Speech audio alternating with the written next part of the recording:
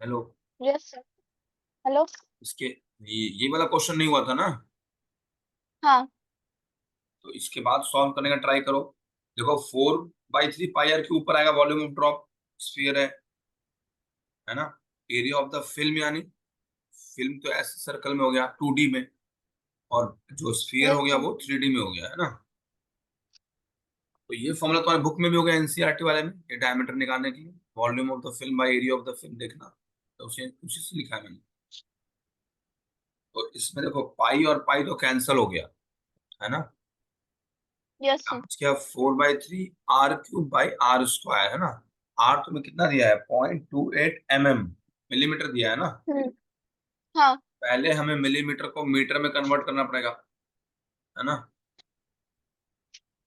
Yes sir. तो millimetre को metre में करना आता होगा। पर 1 मिलीमीटर यस है सर। तो कितना मीटर हुआ बताओ? 1000 millimetre sir. 1 millimetre equal to 1000 millimetre का भी हो सकता है। Sir 1 metre is equal to 1000 millimetre. हाँ, तो मैं क्या पूछा? उन्हें बताओ। मैंने बोला 1 मिलीमीटर इक्वल टू कितना मीटर होगा, can you tell the answer? सोचो आराम से, कोई टाइम लिमिट नहीं। नहीं तो 1/1000। 1/1000 या फिर 0.001 मीटर, है ना? यस तो सर। यहाँ पे जैसे 1/1000 लिखो, या फिर 0.001 लिखो, या फिर 10⁻³ लिखो, सब चीज एक ही है ना? हाँ। तो नॉर्मली स्टैंडर्ड फॉर्म यस। में लोग ऐसे ही लिखते हैं, इजी रहता है कैलकुलेशन। तो इसीलिए हमने 0.28 की जगह के बाद क्या लिख दिया? इंटू 10⁻³ तो ये मीटर में हो गया, है ना? और होल हाँ। क्यूब तो था ही। डिवाइडेड बाई नीचे क्या है? r²। तो नीचे आर हमें कितना दिया हुआ है? तुम्हें दिया है नीचे ट्वेंटी आठ फोर जीरो सेंटीमीटर पॉइंट क्या? तुम्हें 24 सेंटीमीटर क्या दिया है? डायमीटर दिया है। Twenty four yes sir. Centimetre is the diameter. हमको तो क्या चाहिए? रेडियस, आर, है ना?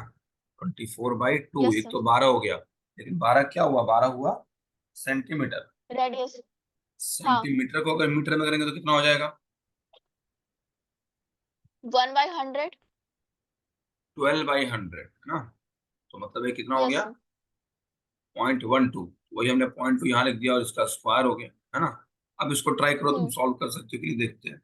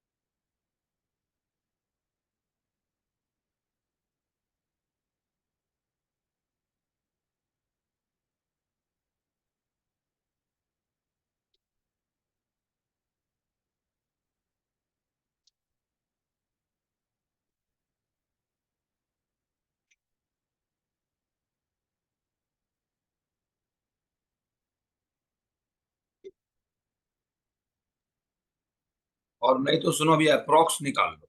एक काम करो, जो 0.28 है, लेट इट बी 0.3 अप्रोक्स, और 0.12 को 0.1 ले लो, ठीक है?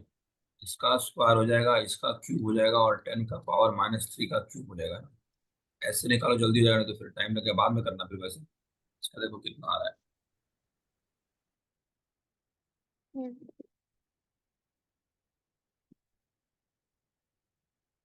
ऊपर आ रहा है -24.8। उसके बाद और नीचे 1.44 × 3।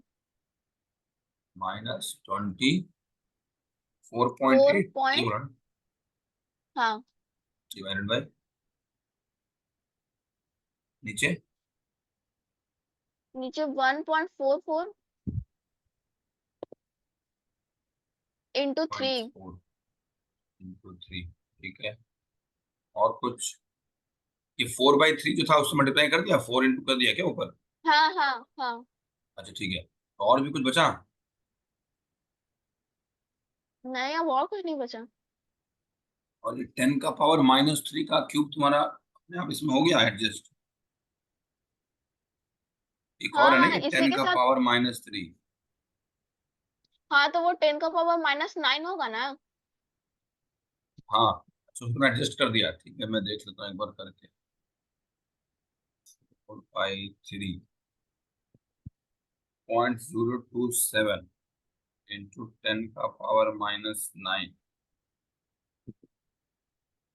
डिवाइडेड बाई 0.1 है, तो ये हो जाएगा 0.01, है ना। 3 से यस तो सर। कट गया, ये हो जाएगा 0.09 नहीं, और जीरो लगेगा। 27, एक मिनट। 9/100 जीरो 0.027 वगैरह है ना। 0.009 लगाएंगे तो 27 तीन की बात, हाँ 0.009 लगेगा।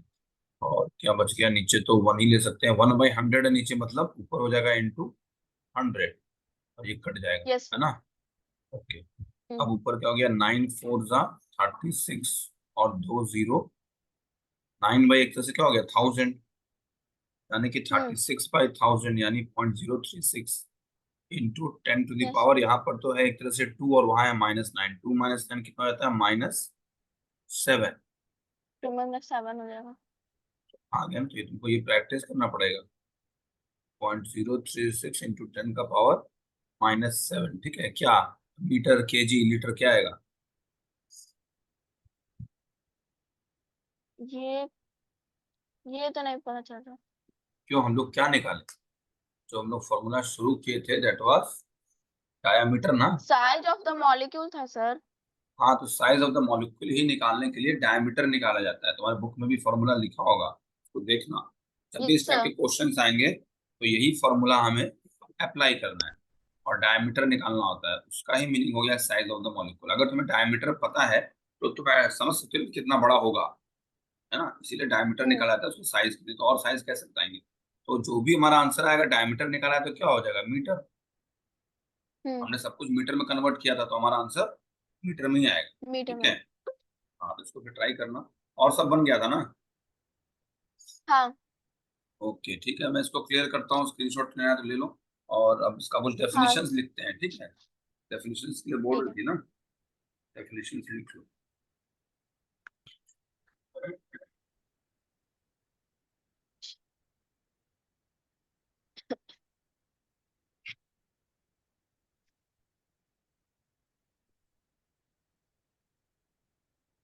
सबसे पहले है यूनिट्स, है ना। तो यूनिट हमने क्यों यूज किया है, इसका क्या फायदा है ना? हम लोग यूनिट यूज करते हैं जैसे मीटर, किलोमीटर, है ना। जैसे कोई मीटर बोलता है यस तो सर। तुम्हारे दिमाग में क्या आता है, जो मीटर का लेंथ होता है ना, कितना बड़ा मान लो मीटर है, हमारे दिमाग में आता है ना कि हाँ इसका मतलब इतना बोल रहे हैं, ठीक है? तो इसका मतलब यस कि सर। हमारे लिए एक रेफरेंस का काम कर रहा है ये, जिससे पता लग रहा है कि हाँ 1 मीटर हम्म। का मतलब कितना हुआ, ठीक है। तो लिख लो, यूनिट में be defined as,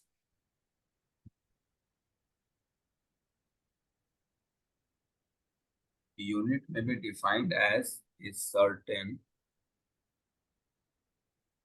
basic comma arbitrary मतलब arbitrarily chosen, हमने उसको अपने आप सोच के लिया है कि हाँ इतने को इतना मान लेते हैं, है ना। पहले से एग्जिस्ट तो नहीं कर रहा हम्म। था।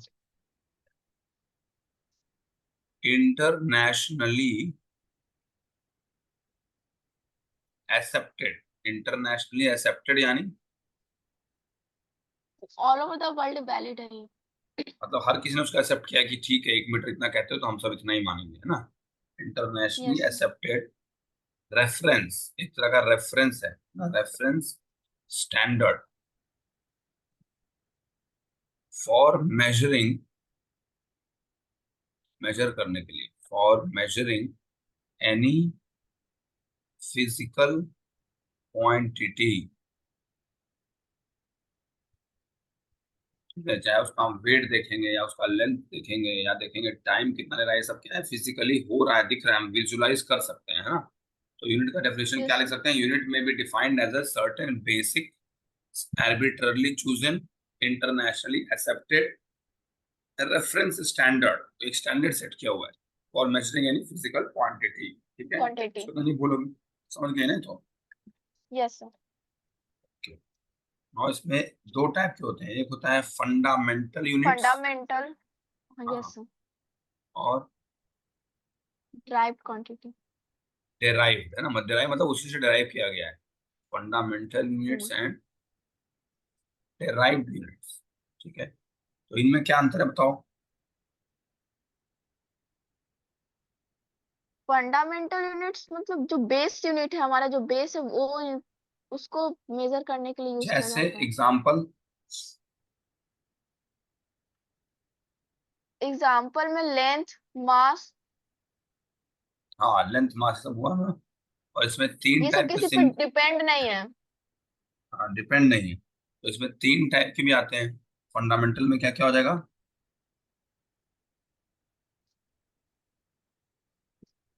ये नहीं पता इसमें हमको। इंटरनेशनल सिस्टम ऑफ यूनिट्स तो पढ़ा होगा, C G S S, S I unit. है ना, serious F S. P S, MS. है ना, और एम के एस। तो सी जी एस में क्या क्या हुआ, सीरियस में।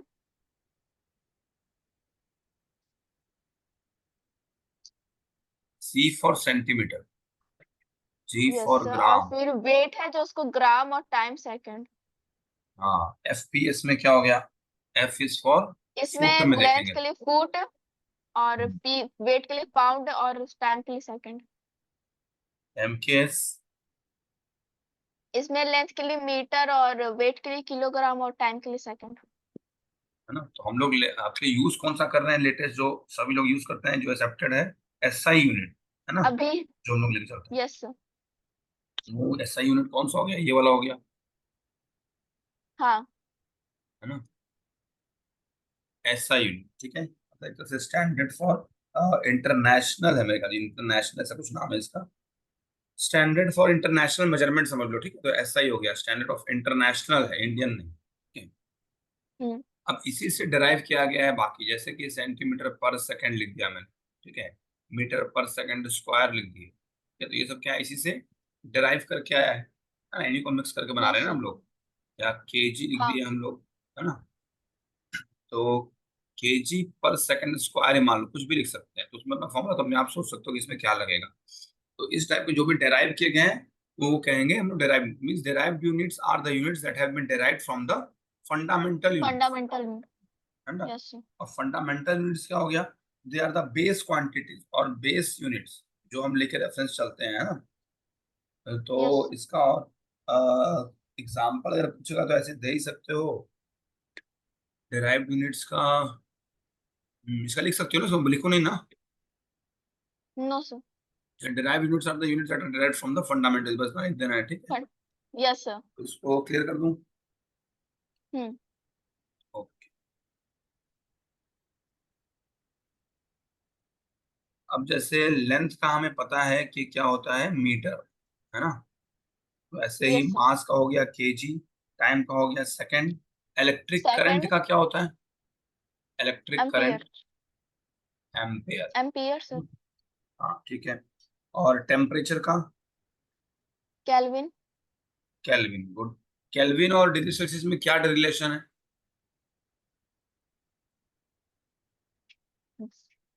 डिग्री अगर टू और डिग्री केल्विन में सेल्सियस दिया है तो कितना केल्विन होगा, कन्वर्ट करना पड़ेगा सर। कैसे, वही तुम पूछ रहे हो कैसे करते हैं, याद है, जितना भी डिग्री सेल्सियस दिया है, उसमें we have to add just 273, तो वो केल्विन में हो जाएगा, केल्विन। ठीक है। और केल्विन में दिया है तो उसमें से माइनस करेंगे तो वो डिग्री सेल्सियस में आ जाएगा, कोई डाउट इसमें, नो सर। नहीं ना, ओके। इंटेंसिटी का क्या होता है यूनिट, इंटेंसिटी, किसका सर? इंटेंसिटी, कैंडेला, इंटेंसिटी का। Yes sir. सुना होगा तुमने, तो या ये हो गया, सीडी भी लिखते हैं, ठीक है। Amount of a substance, amount का मोल, मोल। हाँ मोल, ठीक है। ओके, एंगल जो होता है एक तो रेडियन में होता है, आपको सुना होगा, डिग्री भी होता है ना, हम्म। थीटा 60 डिग्री या 60 रेडियन, और एक स्टेरेडियन भी होता यस है। सर। स्टेरेडियन मतलब पता है, नहीं। वो हो गया 3D में। जैसे मान लो एक नॉर्मल तुम्हें प्लेन दिया हुआ है ना, और ये एंगल निकालना है, ये क्या हो गया थीटा, है ना, लेकिन इस यही 3D यस में सर। अगर देखेंगे तो वो ऐसे बन जाएगा। अब इस बीच में जो एंगल हम लेंगे उसको क्या बोलेंगे हम लोग, स्टेरेडियन, ठीक है। तो ये समझने के लिए है, इस यस पे सर। जब आएगा तो हम उसमें करेंगे, और ये समझ लो कि वो 3D में, ये 2D में, ठीक है। हम्म। ओके, इसको मैं क्लियर कर रहा हूँ कि नाउ कुछ वैल्यूज देख लेते हैं।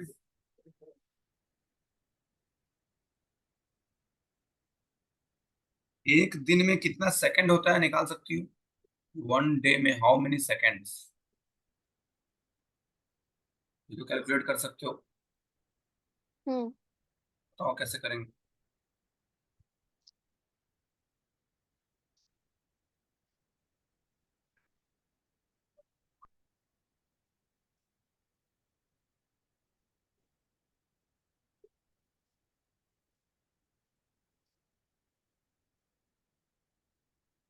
86,400 सेकंड। Okay good. और एक क्विंटल में कितना केजी होता है,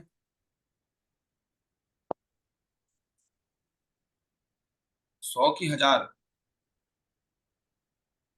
क्विंटल। हम्म, हाँ, 100 होता है। 100, ठीक है, याद रखना क्योंकि यूज होगा। ओके, और तीसरा जो इम्पोर्टेंट है, 1 degree equal to pi by 180 radian, ठीक है। स्टैंडर्ड रेडियन है जो हमको हमेशा मान के चलना है, ठीक है।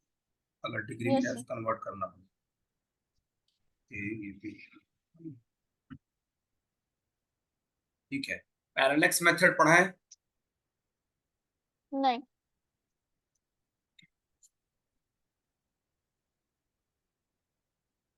पैरेलैक्स मेथड फॉर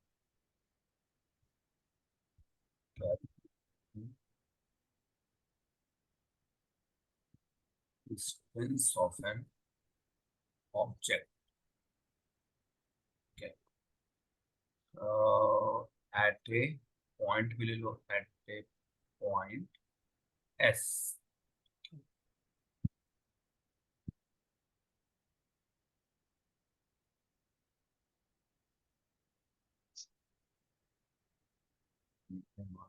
S,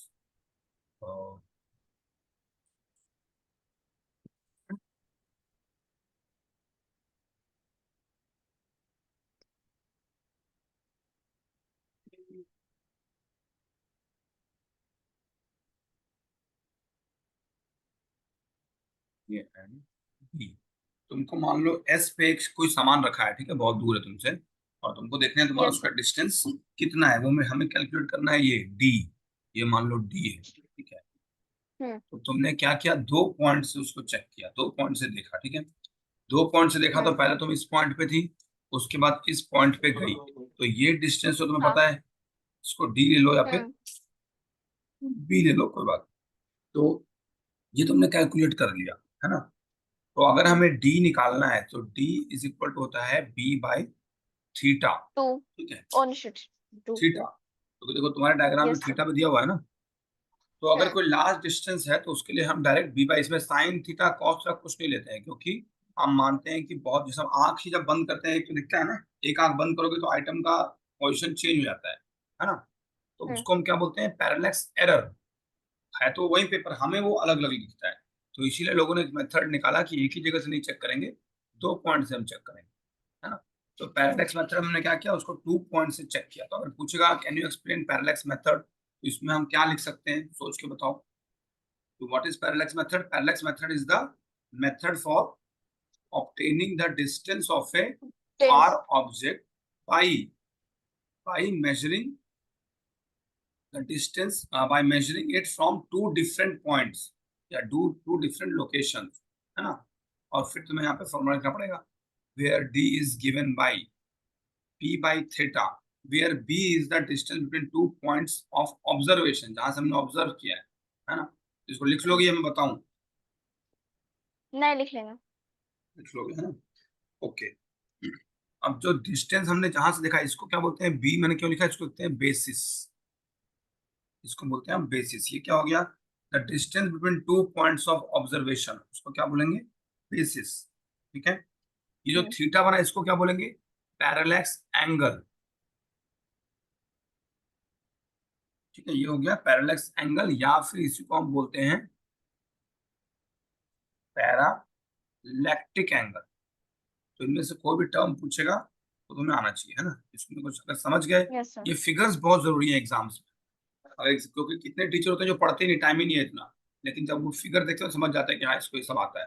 तो इसीलिए मैक्सिमम इन्फॉर्मेशन ट्राई क्या करो कोई फिगर में ही आ जाए। ठीक है, जैसे डी में क्या लिखेंगे हम लोग? डी की जगह डी की जगह आप डिस्टेंस लिख सकते हैं। ये पूरा कहानी, distance of an object at A point S, है ना। तो यस हम सर। लोग क्या करते थे, एग्जाम जब खत्म होता था और टाइम बचा हुआ है तो फिर ये सब भरते जाते थे, जहाँ पे फिगर बनाया उसमें भरते जाओ, है ना। तो उससे क्या है, तुम्हारे टीचर को भी अच्छा लगेगा और उसे पता लगेगा सारा इन्फॉर्मेशन तुम्हें रियली पता है ना। इस ढंग से करना है, ठीक है। चलो इसको मैं क्लियर करता हूँ, स्क्रीनशॉट लेना होगा तो ले लो। Yes sir.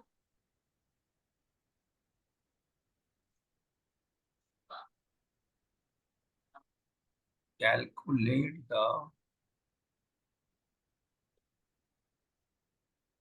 Angle of 1 degree ए,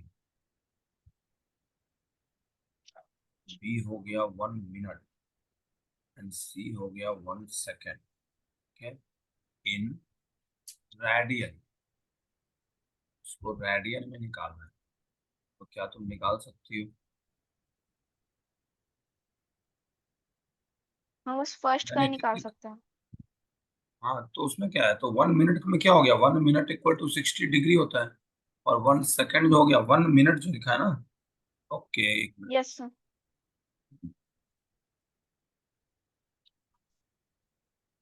हाँ, 1 डिग्री इक्वल टू होता है 60 मिनट। ठीक है, 1 मिनट इक्वल टू होता है 60 सेकेंड। बस, पहला वाले ट्राई करो। 1 डिग्री इक्वल टू कितना रेडियन होता है? 67 1 डिग्री इक्वल टू कितना रेडियन? रेडियन में, हाँ या पाई बाई 180। हाँ, 5/180, इसको यूज करना है ना। पहले इसको ट्राई करो।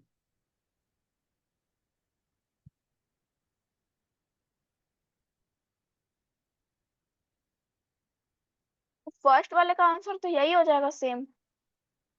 लो, 1 डिग्री इक्वल टू पाई/80 रेडियन है ना। इसका वैल्यू हाँ, निकालना है। जैसे पाई का वैल्यू हम क्या डालते हैं? 22/7। हाँ हाँ, हाँ, निकाल वैसे दो। ट्राई।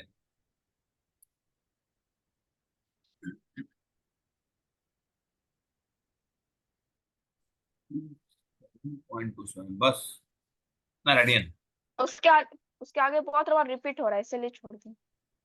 अच्छा चलो, अप्रॉक्स इतना आया ना कि हाँ। आना चाहिए कितना। बुक में जो दिया है वो दिया है 1.745 इंटू 10⁻⁻², यानी कि 0.01 के आसपास आना चाहिए।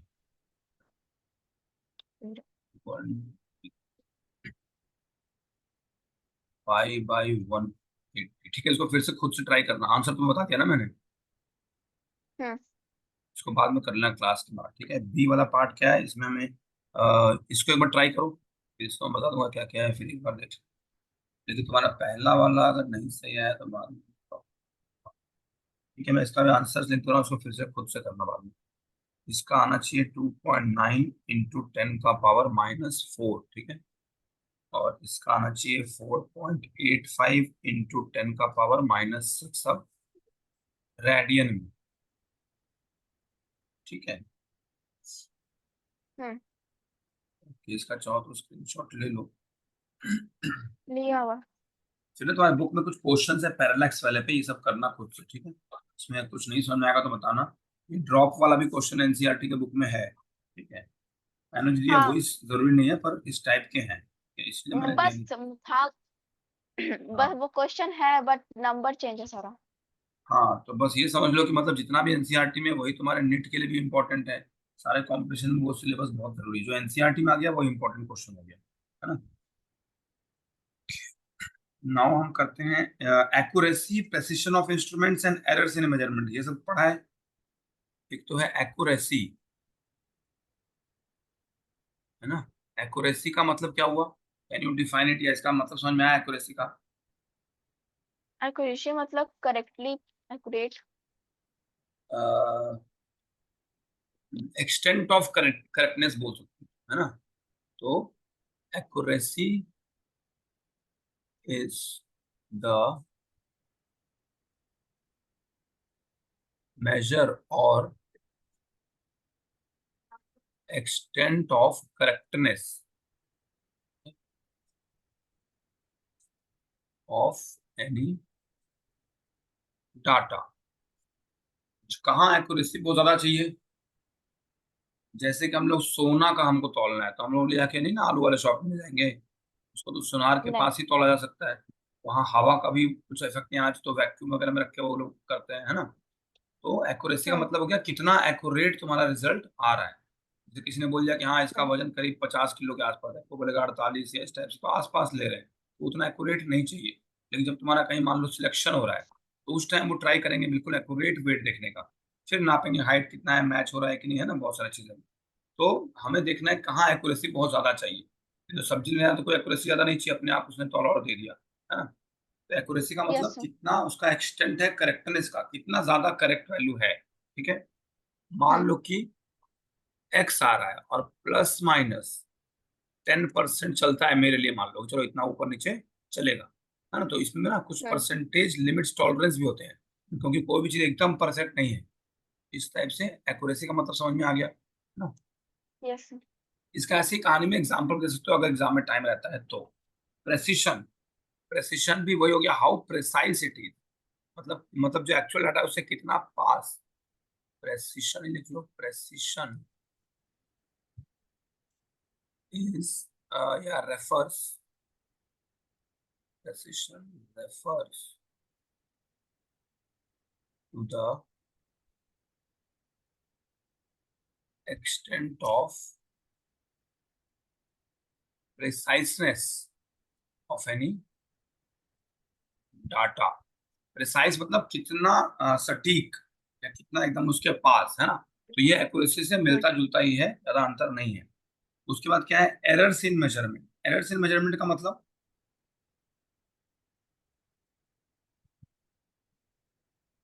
क्या आप बोले थे? एरर्स इन मेजरमेंट, एरर का मतलब क्या होता है? गलत। रॉन्ग। गलती, है ना। तो मेजरमेंट में कुछ गलती होगी, है ना। तो एरर्स इन मेजरमेंट का मतलब क्या हो गया? द एरर्स दैट जो हैपन ड्यूरिंग मेजरमेंट, है ना। Measurement. Hmm. Errors that happen during measurement, या फिर मेजरमेंट्स, ड्यूरिंग मेजरमेंट्स, ठीक है। अब ये किस किस टाइप के होते हैं? तो एक सर हो गया तुम्हारा, एनसीईआरटी हाँ का जो बुक है फिजिक्स हाँ। का, हम्म। उसमें जो भी आपका टॉपिक है वो है ही नहीं। तो तुम्हारे वाले में यूनिट्स एंड मेजरमेंट्स चैप्टर है ना? हाँ है। हाँ, तो उसमें से हटा दिया होगा। बट ये जानना जरूरी है, और ये बहुत बड़ा चीज नहीं है कि एक बार नहीं, समझ जाओगे क्योंकि तो इसको क्लियर कर दो। हाँ क्योंकि आप कल बोले थे बुक रीडिंग कर के मतलब चैप्टर देख के आना, तो इसमें है नहीं हाँ, तो वो उसमें सारा नहीं होगा, टॉपिक। ठीक है। देखो पहले जो बुक्स होते थे उसमें होता था, और धीरे धीरे ये पतला होता जा रहा है, लेकिन ये सब अभी नहीं पढ़ोगे तो फिर तुम्हारे कॉम्पिटिशन्स में आएगा ही, है ना। और इसमें क्या है, बस समझना है, इसमें कुछ कैलकुलेशन तो है नहीं। एक बार पढ़ लेंगे तो अच्छा रहेगा, भले ही ना हो कोई दिक्कत नहीं है। बट इसको बस समझ लो, जो मैं बता रहा हूँ बहुत लंबा नहीं है ये, ठीक है। Yes sir. जैसे एक हो गया सिस्टमैटिक एरर्स। सिस्टमैटिक, सिस्टमैटिक का खाली मतलब समझ लोगे तो काफी है। सिस्टमैटिक एरर्स जो किसकी वजह से? सिस्टम की वजह से। जो सिस्टम हमने बना रखा है उस सिस्टम में ही कुछ प्रॉब्लम, मतलब इसके अंदर हम्म। क्या क्या आएगा। एक आएगा इंस्ट्रूमेंटल एरर्स, जो तुम इंस्ट्रूमेंट यूज कर रहे हो, या किसी का स्केल है वो टूटा उस फूटा यस है ना। सर। यस। तो इंस्ट्रूमेंट का एरर हो गया, ठीक है। एक है इम्परफेक्शन इन एक्सपेरिमेंटल टेक्निक, जो हमने एक्सपेरिमेंटल टेक्निक यूज किया है, उसमें अगर कुछ एक्सपेरिमेंटल गलत हुआ टेक्निक, तो? हाँ, जैसे मान लो तुमने जहां पे रखा वहां खिड़की खोली है, पूरा हवा तेजी से आ रहा था, एक्सपेरिमेंट सही से नहीं हो पाया, तो एक्सपेरिमेंटल टेक्निक ही हाँ। गलत है ना। और क्या हो गया, पर्सनल एरर। पर्सनल एरर में क्या हो गया, जो आदमी उसको जो कैलकुलेट कर रहा है उसकी गलती से, ठीक है। हम्म। तो ये हो गया सारा सिस्टमैटिक एरर। और एक हो गया रैंडम एरर। रैंडम का मतलब क्या होता है, रैंडमली मतलब अचानक से जो भी। अचानक से आए जो हमें पता नहीं लगा कि क्यों हो पाया, ये ऐसा गलती क्यों आया, है ना। ठीक है। हाँ। तुम्हारे में लीस्ट काउंट बताया गया है कि नहीं, वर्नियर कैलिपर ये सब, लीस्ट क्या बोल काउंट रहे हैं? एरर नहीं बताया, लीस्ट काउंट नहीं, नहीं इसमें नहीं है। एरर। वर्नियर कैलिपर तुम लोग को स्कूल वगैरह में दिखाया है कभी। No sir. ओके, जैसे मान लो ये स्केल है, ठीक है, ये 0 है 1 है 2 है, चलता रहता है स्केल में ना। अब ये यस जो सर। 1 है और 2 है ये सेंटीमीटर है, इसमें डिविजन्स होते हैं ऐसे 10 बार, सब क्या है, मिलीमीटर के लिए है। मान लो तुमने हम्म। कोई चीज मेजर किया जो कि ये दो जो पतले वाले लाइन है उसके बीच में कहीं आ रहा है ना, यहाँ कहीं आ रहा है, हम्म। ठीक है, तो ये क्या हो गया, इसका एक लीस्ट काउंट एरर हो गया। मतलब कि इसके अंदर आएगा तो ये उसको मेजर एग्जैक्टली नहीं कर पाएगा, है ना। तो हम्म। लीस्ट काउंट एरर ये हो जाता है, किसी भी स्केल को हम ले रहे हैं तो उसके भी लिमिट्स होते हैं, ठीक है। तो smallest value that can be measured by the measuring instrument is called is least count. मतलब सबसे नीचे हम कितना मेजर कर सकते हैं, 1 mm, ये हो गया उसका लीस्ट काउंट। लिस्ट ठीक है, इतना काउंट। समझ में आ गया, हाँ लीस्ट काउंट। ये सब तुम्हारे एक्सपेरिमेंटल में आना चाहिए था, पर ठीक है, एक्सपेरिमेंट्स में नहीं कराया तो कोई बात नहीं। ओके, इसके बाद सिग्निफिकेंट फिगर्स है कि नहीं। हाँ। सिग्निफिकेंट फिगर्स है ना, वो क्या होता है, सिग्निफिकेंट फिगर सिग्निफिकेंट। का मतलब जिसको इंपॉर्टेंस हमें देना है, हम्म। सिग्निफिकेंट। सिग्निफिकेंट मतलब क्या होता है, इंपॉर्टेंट, है ना। तो मान लो तुम्हें कोई नंबर दे दिया 2304, है ना, तो इसमें कितने सिग्निफिकेंट फिगर हो गए, इसमें चार फिगर्स है। 4। अगर 02304,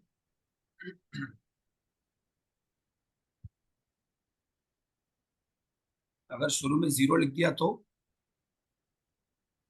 सिग्निफिकेंट तो कितना इसका हुआ, वैल्यू कुछ, इसमें तो वैल्यू भी तो इसका तुम्हारा इतना ही हुआ 4 ही ना। होगा। हाँ, तो हाँ। यही तो मैं पूछ रहा हूँ।